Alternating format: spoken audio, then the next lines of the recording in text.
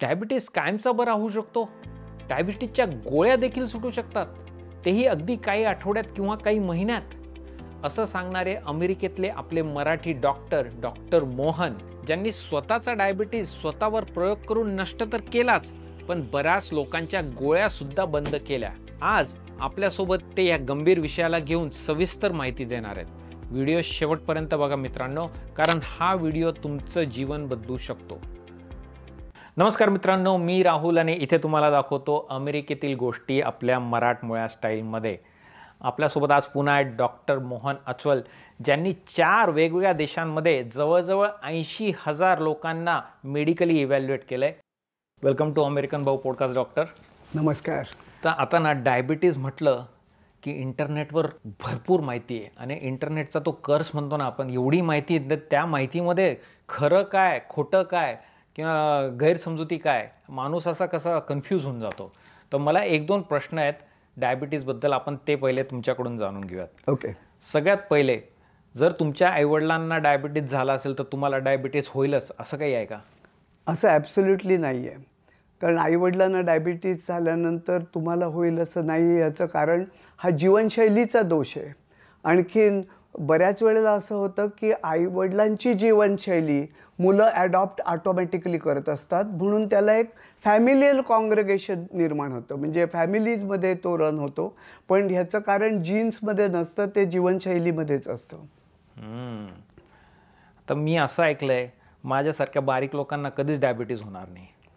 हे चूक आहे. कारण डायबिटीस एका फंडामेंटल म्हणजे फाउंडेशनल सिस्टीम म्हणजे बायोकेमिकल सिस्टीमच्या डिरेंजमेंटमुळे होतो. आणि ती डिरेंजमेंट बारीक माणसाला पण होऊ शकते, जाड माणसाला पण होऊ शकते. मी असं ऑब्झर्व केलेलं आहे की ज्या वेळेला वजन वाढलेलं असतं आणि डायबिटीज झालेला असतो, तेव्हा तो डायबिटीस रिव्हर्स करायला जास्ती सोपं पडतं. कारण जसं वजन कमी केल्याबरोबर त्याचा डायबिटीज बरा व्हायला लागतो. वेळेस जो बारीक माणूस असतो त्याला वजन कमी करू शकत नाही, नुसतं डायबिटीज बरा करावा लागतो. आणखीन त्यावेळेला ते जरा एका तारेवरची कसरत होऊन जाते थोडीशी. असं म्हणतात की डायबिटीज झालं की सगळ्यात पहिले शुगर बंद कर, सगळं व्यवस्थित होऊन जाईल. थोडंसं खरं आहे, पण हे पूर्ण खरं नाही आहे. इनफॅक्ट हे मिथ जे आहे त्याच्यामुळे खूप लोकांना खूप त्रास होतो. सगळे लोक आधी साखर बंद करून टाकतात, आणखीन त्याच्यामुळे डायबिटीज तर बरा होतच नाही. आणखीन शिवाय त्यांचं जीवन फार कठीण व्हायला लागतं की हे खायचं नाही, ते खायचं नाही, म्हणून त्यांना फार त्रास व्हायला लागतो. तर याचं मुख्य एक आहे अंडरस्टँड करण्याचं, म्हणजे जाणून घेण्याचं की साखर ही वाईट आहे, पण किती प्रमाणात आपण साखर खातो, किती साखर खातो, कधी साखर खातो, हे फार महत्त्वाचं आहे. कारण डायबिटीज जो होतो माणसाला, तो नुसत्या साखरेमुळे होत नाही. जे सिंपल कार्बोहायड्रेट्स आहेत ते खूप फ्रिक्वेंटली खाल्ले तर त्याच्यामुळे डायबिटीस होतो. साखरेचा ग्लायसेमिक इंडेक्स आणि लोड ह्याच्यातला डिफरन्स कळलं फार महत्त्वाचं आहे. ग्लायसेमिक इंडेक्स म्हणजे किती फास्ट प्रमाणात आपली ब्लड शुगर वाढेल तो पदार्थ खाऊन. तर साखरेमुळे सर्वात फास्ट वाढते. साखरेचा ग्लायसेमिक इंडेक्स 100 आहे, पण त्याच्या खालोखाल त्याचे रनर्सअप आहेत. रनरअप म्हणजे त्याच्या खालोखाल म्हणजे 80 आणि 90च्या पुढचे ग्लायसेमिक इंडेक्स असणारे खूप पदार्थ आहेत, म्हणजे त्याला सिंपल कार्बोहायड्रेट म्हणतात. आपण काय करतो की ते सिंपल कार्बोहायड्रेट जर आपण खूप प्रमाणात खाल्ले क्वांटिटीमध्ये, तर त्यांचा ग्लायसेमिक लोड वाढतो.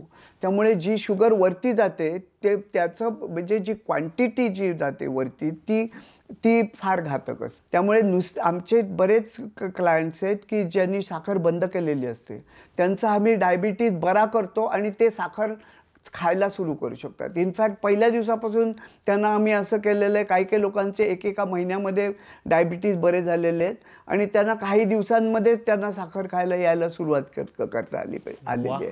आता असं म्हणतात की शक्यतो 40 किंवा 50 नंतरच डायबिटीज होतो. हे 95% सत्य आहे. कारण 95% लोकांना 30 नंतर असं म्हणता येईल ना की 30 नंतर डायबिटीज डिटेक्ट होतो, पण त्यांना सुरू झालेला असू शकतो अगोदर, एक गोष्ट आहे. पण असं 5% डायबेटिक्स एकदम यंग एजपासून पण डायबिटिक होऊ शकतो, 10 वर्षापासून इवन अर्लियर पण डायबिटीस होऊ शकतो. त्याला टाईप 1 डायबिटीस म्हणतात. आता टाईप 1 डायबिटीस आपल्या ज्या सेल्स असतात, बीटा सेल्स पँक्रियामध्ये ज्या इन्सुलिन प्रोड्यूस करतात, त्या जर प्रोड्यूस करायच्या जर बंद झाल्या किंवा कमी झालं प्रोडक्शन झालं, तर तो जो डायबिटीस होतो त्याला टाईप 1 डायबिटीस म्हणतात. तो एका ऑटो इम्यून रिॲक्शनमुळे किंवा ऑटो इम्यून प्रोसेसमुळे होतो. त्याच्यामुळे त्या सेल्स डिसफंक्शनल होतात, म्हणून तो रोग होतो. तो फक्त 5% लोकांच्यामध्ये होतो. पण टाईप 2 जो डायबिटीस असतो, जो इन्सुलिन रेझिस्टन्समुळे होतो, तो पण हल्ली यंगर अँड यंगर लोकांच्यामध्ये व्हायला सुरुवात झालेली आहे. आणि आता हा प्रश्न ॲक्च्युली आपल्या दोन व्ह्युअर्सने आपल्या जुन्या व्हिडिओच्या खाली विचारला होता की आम्हाला डायबिटीज आहे तर आम्ही व्यायाम एक्सरसाइज करू शकतो का? ऑफकोर्स करू शकता, पण काय व्यायाम करायचा, किती व्यायाम करायचा, तो कसा करायचा, हे फार महत्त्वाचं आहे. त्यामुळे त्याचा खूप विचार करायला लागेल. व्यायाम हा चांगला आहे, त्याच्यामुळे बऱ्याच गोष्टी होतात. इन्सुलिन रेझिस्टन्स कमी होतो, त्यानंतर मसलचा स्ट्रेंथ वाढते, त्यामुळे आपलं सर्जेस कमी होतात ग्लुकोजमध्ये. म्हणजे ज्या वेळेला पोटामधून ग्लुकोज आतमध्ये जातं, त्यावेळेला ते मसल्समध्ये जर डेव्हलप्ड असतील तर ते एकदम ग्लुकोज सक करून घेतात, त्यामुळे सर्ज पण वाढत नाही. त्यामुळे एक्सरसाइज हा खूप महत्त्वाचा आहे. आता आपण ना थोडंसं डॉक्टर डायबिटीजच्या एकदम म्हणजे थोडं खोलात सुरुवात की डायबिटीज नेमका म्हणजे प्रकार काय, म्हणजे डायबिटीज होतो का? हां, आता आपण ह्या 95% लोकांच्याबद्दल बोलू की जो टाईप 2 डायबिटीस आहे. आणि हा डिसीज हा इन्सुलिन रेझिस्टन्समुळे होतो. इन्सुलिन रेझिस्टन्स म्हणजे आपलं शुगर म्हणजे ग्लुकोज जे आपल्या गॅस्ट्रोइंटेस्टिनल ट्रॅकमधून ब्लड स्ट्रीममध्ये जातं, ते जेव्हा सर्क्युलेट होतं तेव्हा ते पेशींच्या आतमध्ये जावं लागतं. त्यावेळेला ते युटिलाइज होऊ शकेल, कारण संबंध जे ग्लुकोज जे बर्न होतं ते पेशीच्या आतमध्येच बर्न होतं. आणि आपल्याकडे 37 ट्रिलियन इंडिपेंडंटली लिव्हिंग सेल्स आहेत की ज्या ग्लुकोजवरती अवलंबून आहेत त्यांच्या म्हणजे जगण्यासाठी. तर त्यांच्या आतमध्ये ते ग्लुकोज जायला लागतं, त्याचे मॉलिक्युल्स आतमध्ये जावे लागतात. त्यावेळेला जर ते त्या सेल सरफेसमधून ते आत जात असतं, त्या सेल सरफेसवरतून आत जाण्यासाठी जर रेझिस्टन्स निर्माण झाला तर बॉडी जास्ती शुगर वाढवायला लागते, कारण जात नाही आतमध्ये म्हणून. त्याच वेळेला ते इन्सुलिन पण सिक्रीट करायला लागते, कारण इन्सुलिनची जरूर असते आत जाण्यासाठी, म्हणून बॉडी इन्सुलिन पण जास्ती बनवायला लागते. तर हळूहळू ही कॅस्केड अशी वाढत जाते की जेवढं ग्लुकोज आत जाण्यासाठी पूर्वी जेव्हा 10 युनिट इन्सुलिन लागत असतं, तेवढंच ग्लुकोज आत जाण्यासाठी नंतर 20 युनिटची जरूर पडायला लागते. आणखीन अशी हे कॅस्केड निर्माण होऊन आपल्याला डायबिटीस होतो. ते तुम्ही म्हटलं की ते रेझिस्टन्स वाढतं. हां, आत ते ग्लुकोज म्हणजे तुमच्या बोलण्यावर मला असं वाटतं की एक प्रकारचं इंधन आहे बॉडीला चालू ठेवण्यासाठी. आणि ते रेझिस्टन्स वाढत नाही, त्याच्यामुळे ते आत जात नाही पेशांमध्ये, असं तुम्ही म्हणताय. ते रेझिस्टन्स का वाढतं? ते रेझिस्टन्स वाढतो याचा कारण आपल्याला पेशींच्या आतमध्ये जर रेझिस्टन्स ज्यावेळी नसतो, ज्यावेळी सेन्सिटिव्ह असतो ती सेल, त्यावेळेला ग्लुकोज आत जातं. आता तुम्ही जर ग्लुकोज सारखंच हाय ठेवलं आपलं, तर पेशी मध्ये एक सर्टन अमाऊंट ऑफ ग्लुकोजच फक्त आत जाऊ शकतं, नाहीतर ते डेंजरस ठरतं, स्पेशली ऑटोनॉमिक नर्वस सिस्टीमला. त्यामुळे बॉडी स्वतःच इन्सुलिन रेझिस्टन्स निर्माण करते. म्हणजे एका तऱ्हेने इन्सुलिन रेझिस्टन्स बॉडीचा प्रोटेक्टिव्ह मेकॅनिझम आहे. सेल्सना प्रोटेक्ट करण्यासाठी बॉडी इन्सुलिन रेझिस्टन्स बनवत असते. त्याचं असं आहे की तुम्ही ज्या वेळेला तुम्हाला खूप भूक लागते त्यावेळेलाच फक्त, जर तुम्ही अशा काही वेळाच फक्त दिवसातून, कारण माणसाला ना एक ॲबिलिटी दिलेली आहे देवानी, फूड घ्यायचं, स्टोअर करायचं, पचवायचं, स्टोअर करायचं आणि नंतर हवं तेव्हा वापरायचं. ही जी एक सिस्टीम आपल्याला दिलेली आहे, ती जी सिस्टीम आपण न वापरता आपण जर सारखं खाऊन त्या GI ट्रॅकमधून येणाऱ्या फूडवरती फक्त अवलंबून राहिलो तर मेटाबॉलिक फ्लेक्झिबिलिटी नाहीशी होते. मेटाबॉलिक फ्लेक्झिबिलिटी नाहीशी झाली की डायबिटीस होतो. मेटाबॉलिक फ्लेक्झिबिलिटी म्हणजे ज्या वेळेला ग्लुकोज यायची बंद होते पोटामधून त्यावेळेला बॉडी इमिजिएटली दुसरे जे अल्टरनेटिव्ह सोर्सेस आहेत ते वापरायला सुरुवात करते. त्यावेळेला फॅट बर्निंग सुरू होतं. हा फॅट बर्निंगचा पाथवे जेव्हा झोपतो तेव्हा डायबिटीस होतो. आता ह्याच्यात ही पहिली स्टेज झाली. त्यानंतर जर खूप वर्ष जर डायबिटीस आपल्याला ही परिस्थिती चालूच राहिली तर एका लिमिटच्या पलीकडे काही आपण इन्सुलिन प्रोड्यूस करू शकत नाही. आणि सारखं एवढं इन्सुलिन प्रोड्यूस करत राहिलं तर त्या सेल्स एक्झॉस्ट होतात. म्हणजे एखाद्या काम करणाऱ्या धावणाऱ्या गाढवाला जर फटके मारले तर तो कधीतरी खाली बसणार आहे. तर अशी परिस्थिती होते की ते सेल्स आहेत ना ते थकतात, एक्झॉशन होतं मग त्यांचं. म्हणून शेवटी इन्सुलिन प्रोडक्शन पण कमी होतं. इकडे तर इन्सुलिन रेझिस्टन्स आहे आणि इकडे तर इन्सुलिन प्रोडक्शन पण कमी झालं. मग त्यांची तर फारच अवस्था वाईट होते त्यावेळेला. त्याला ती पुढची स्टेज झाली. मग त्यावेळेला लोकांना इन्सुलिन घ्यायला लागतं किंवा ते वेगवेगळ्या प्रकारची अजून मोठाली औषधं हल्ली आलेली औषधं घ्यायला लागतात की जी वेगवेगळ्या पद्धतीने इन्सुलिन वाढवतात. पण तुम्हाला एक सांगतो राहुल, ह्यातला कुठलंही औषध इन्सुलिन रेझिस्टन्स कमी करत नाही. कुठलंही औषध. तो पण मेन रूट कॉज आहे ना. रूट कॉज आहे. ते इन्सुलिन वाढवतात. इन्सुलिनचा एक तर प्रोडक्शन वाढवतात किंवा ते किडनीमधून ग्लुकोज वाहून जाईल अशी व्यवस्था करतात वाढलेलं. किंवा तुम्हाला आता हे काही जी औषधं हल्ली निघालेली आहेत ओझेम्पिक वगैरे ते गॅस्ट्रिक मोटिलिटी कमी करतात. म्हणजे तुम्ही खाल्लेलं अन्न पचतच नाही. म्हणजे आताच ॲब्सॉर्ब होत नाही. म्हणजे अशा वेगवेगळ्या पद्धतीने ते प्रयत्न करतात की हे करायचं. पण insulin resistance at that level it is a defence mechanism of the body.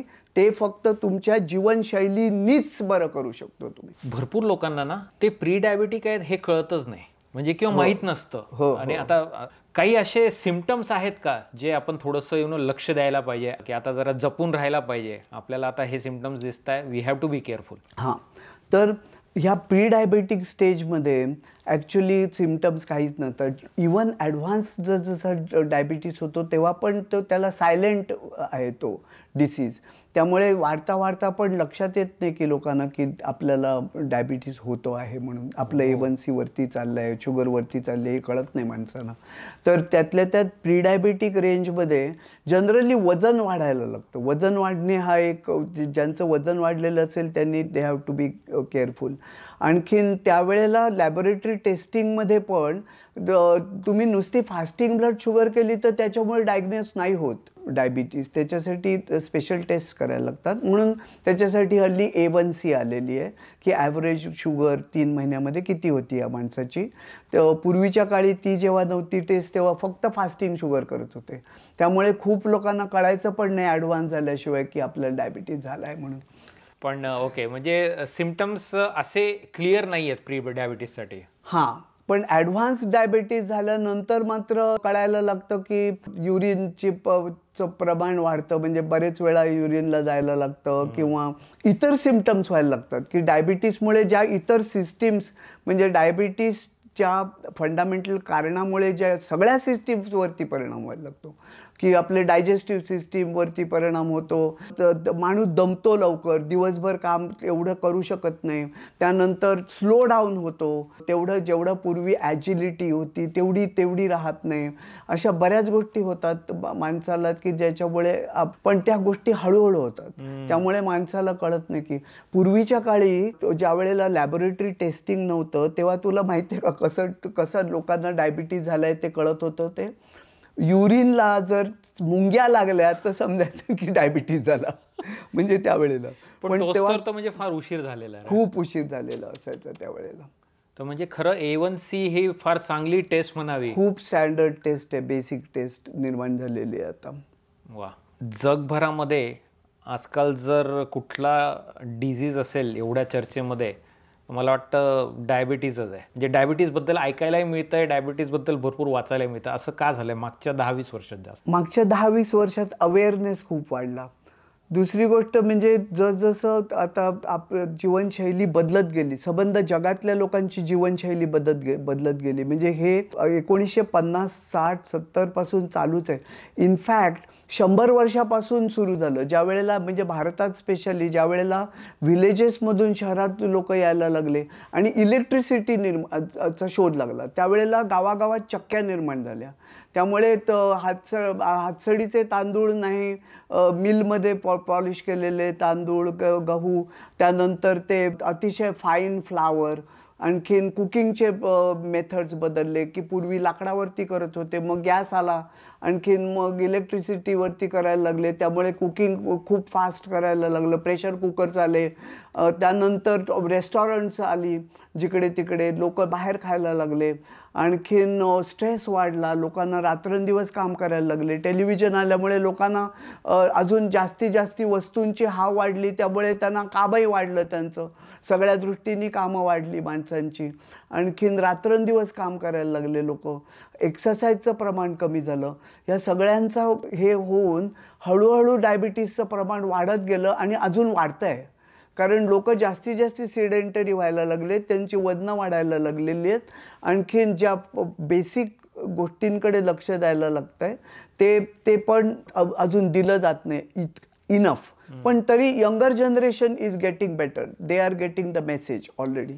तुम्ही भरपूर डायबेटिक पेशंटसोबत काम केलेलं आहे, त्यांचं तुम्ही शुगर लेवल्स तर खाली आणल्या, तुम्ही त्यांना प्री डायबेटिकवरनं त्यांना नॉर्मल लाईफस्टाईलवर आणलं, डायबेटिक लोकांना तुम्ही नॉर्मल केलं आहे. पण तुमचा स्वतःचा सुद्धा वैयक्तिक तुम्हाला अनुभव आहे ह्या विषयावर.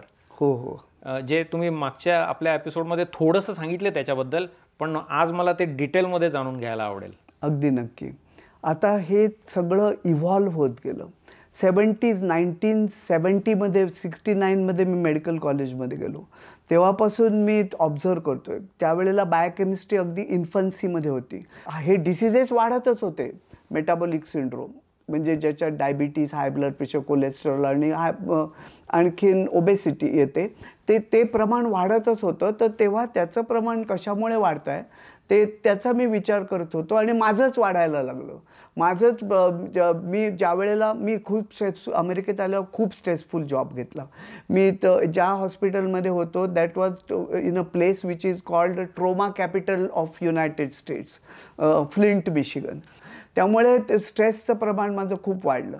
तर त्यावेळेला म्हणजे आता कधी रात्री उठायचं, झोपायचं, कधी काय जे समोर मिळेल ते खायचं, असं करता करता माझे पॅरामीटर्स ॲबनॉर्मल व्हायला लागले. पण ज्या वेळेला हा स्ट्रेसफुल जॉब एवढा धावाधावीचा होता, तो जेव्हा होता तेव्हा वाढत गेले. आणखीन मग मी अचानक एकदम लाईट जॉब घेतला. त्यावेळेला माझं वजन एकदम 155 पाऊंडाचं 180 पाऊंड झालं, कारण मी लाईफस्टाईल चेंज झाला माझं एकदम. आणि त्यावेळेला माझं A1C वरती गेलं, 7.4 झालं, ब्लड प्रेशर वाढलं, 150/90 झालं. आणखीन माझं वय पण त्यावेळेला वाढलं होतं की 55चा मी 60 वर्षाचा झालो. आणि त्यावेळेला हे सगळं होत असताना माझे डॉक्टर्स मला सांगत होते की तुला कोलेस्ट्रॉलची गोळी घ्यायला पाहिजे, ब्लड प्रेशरची गोळी घ्यायला पाहिजे, आणखीन तुला मेटफॉर्मिन कमीत कमी डायबिटीजसाठी घ्यायलाच पाहिजे. हे सगळ्यात मला घ्यायला लागणार होतं. आणखीन तेव्हा असं झालं की त्याचा परिणाममुळे मला झोप जास्त यायला लागली दिवसा. एवढी परिस्थिती झाली तेव्हा मी जॉब सोडून दिला 60 वर्षाचा असताना. तेव्हा मी विचार केला की आपल्याला काहीतरी रिव्हर्स करायला पाहिजे ह्याच्याबद्दल. म्हणून मी तेव्हा मला औषधावरती जायचं नव्हतं, मी सगळ्या गोष्टी रिव्हर्स केल्या. माझं वजन 180 पाऊंडावरून 152 पाऊंडावरती आणलं. माझं A1C 7.4चा 5.7 केला.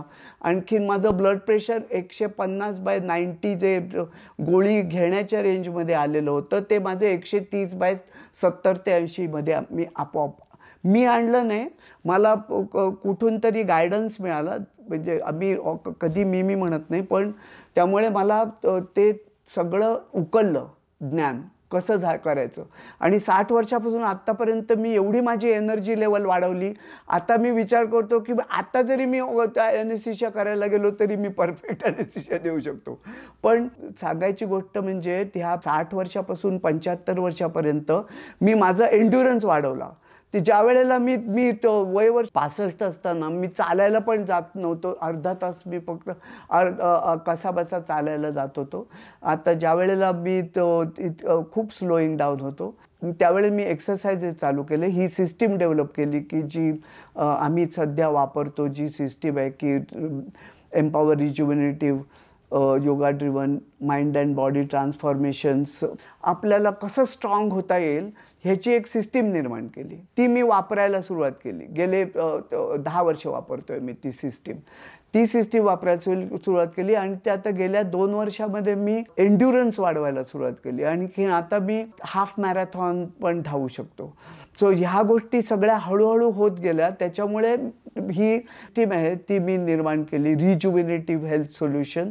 कारण तुम्ही ओल्डर होत असताना तुम्ही काही गोष्टी सुरू केल्या तर तुमचं बायोकेमिकल पॅरामीटर्स, तुमचे बायोलॉजिकल एज कमी करून तुम्ही यंगर होऊ शकता. तीच सिस्टीम जर तुम्ही वापरली तर तुम्ही तुमचा डायबिटीस एका महिन्यात पण बरा करू शकता. तर एकंदरीत तुम्ही तुमच्या स्वतःच्या बॉडीवर हे एक्सपेरिमेंट केले आणि तुम्हाला त्याचे पॉझिटिव्ह इफेक्ट्स आणि बेनिफिट्स दिसायला लागले आणि मग तुम्ही ती सिस्टीम तुम्ही एक फ्रेमवर्क बनवलंय जे तुम्ही रिज्युव्हेनेटिव्ह हेल्थ सोल्युशन जे आहे, आणि त्या फ्रेमवर्कमधनं जर आता तुम्ही तुमच्या बाकीच्या पेशंट्सला घेऊन जाता तर तुम्हाला तसेच सेम रिझल्ट दिसायला लागले. हो, तर पहिल्यांदा मी जो माणूस मला भेटत होता म्हणजे तर मी 400 लोकांच्या घरी गेलो.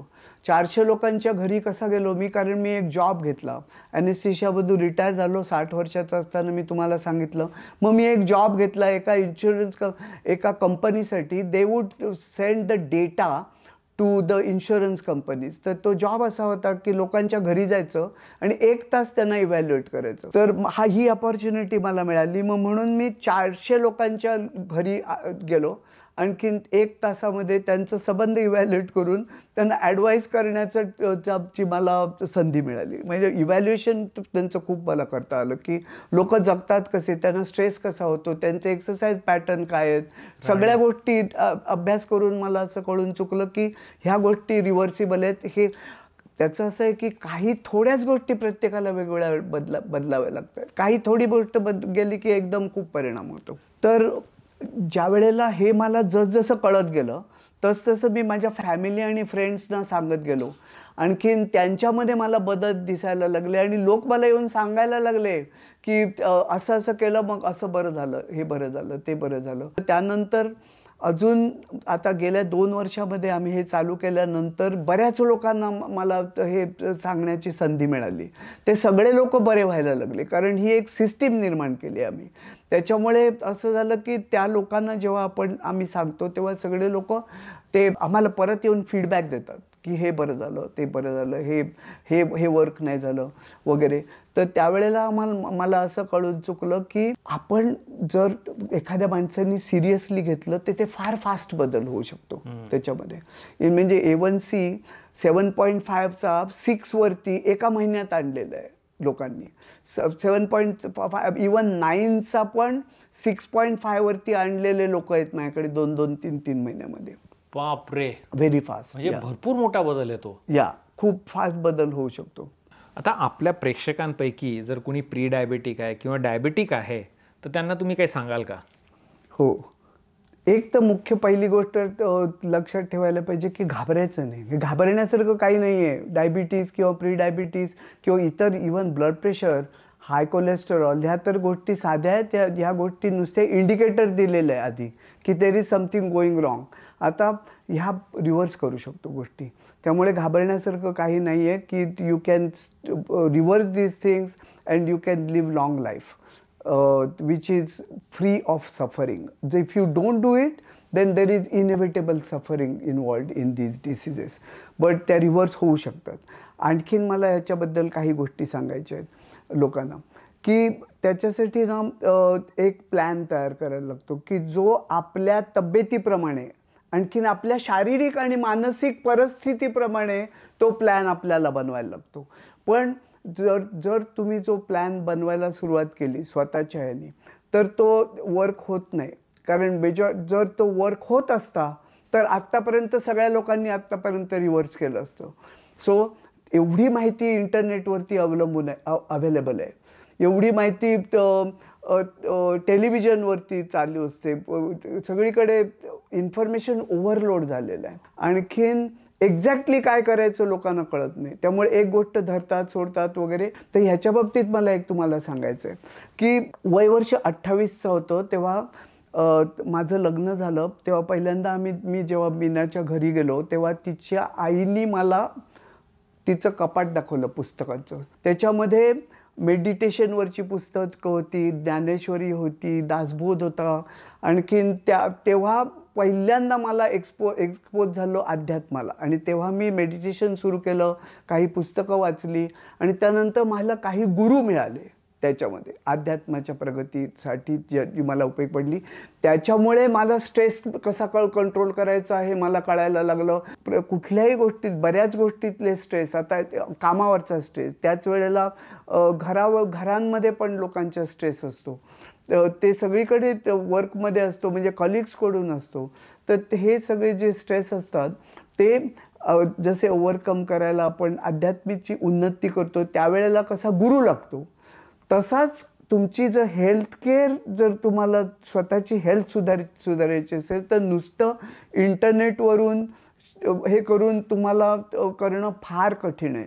आता डॉक्टरकडे गेल्यानंतर डॉक्टर हे सांगत नाही की तुम्ही कशी काय तुमच्या बाबतीत रॉंग आहे. कारण मी तुम्हाला पहिल्यांदा सांगितलं की प्रत्येक माणसाला त्याच्या तब्येतीप्रमाणे, त्याच्या मानसिक आणि शारीरिक परिस्थितीप्रमाणे प्लॅन इव्हॉल्व करायला पाहिजे. म्हणजे असं करायला पाहिजे की ट्रायल अँड एरर मेथडनी इव्हॉल्व करायला लागेल आणि तो स्टिक करायला लागतो. त्याच्यासाठी मोटिवेशन करावं लागतं, त्याच्यासाठी अकाउंटेबिलिटी लागते, ह्या सगळ्या गोष्टी. आणि शिवाय ऑब्स्ट्रक्शन्स येतात, ते ऑब्स्ट्रक्शन्स कशी पार करायची, प्रत्येक गोष्टीमध्ये कसं हे करायचं. आणि ह्याचं मल्टाफॅक्टोरियल आहेत.